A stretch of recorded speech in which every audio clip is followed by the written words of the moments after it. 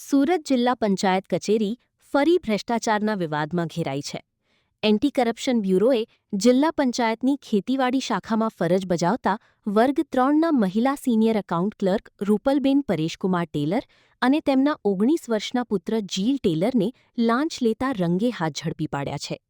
મહિને 54,000 રૂપિયાનો પગાર મેળવતા હોવા છતાં આરોપી મહિલાએ સાથી કર્મચારીઓના પ્રવાસ ભથ્થા અને એલટીસી બિલ પાસ કરવા બદલ 62,500 રૂપિયાની લાંચ માંગી હતી. ફરિયાદી કર્મચારીએ એસીબીમાં ફરિયાદ નોંધાવતા એજન્સીએ જાળ ગોઠવી હતી.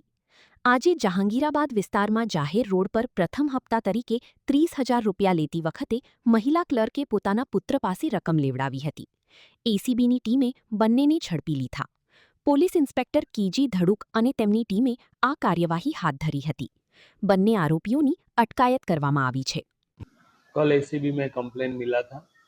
खेतीवाड़ी शाखा जिला पंचायत सूरत फर्ज पर सीनियर क्लार्क रूपल टेलर, जिन्होंने सहकर्मियों के टीए बिल और एलटीसी जो बिल है उनको मंजूर करने के एवज के तौर पे 61,500 रुपये की डिमांड किया था।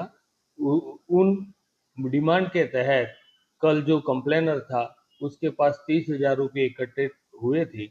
जो 30,000 रुपया दे जाने के वादे के तहत 30,000 रुपया लेते हुए उनका पुत्र जील टेलर और रूपल टेलर दोनों पकड़े गए हैं और उनके खिलाफ कार्यवाही जारी है।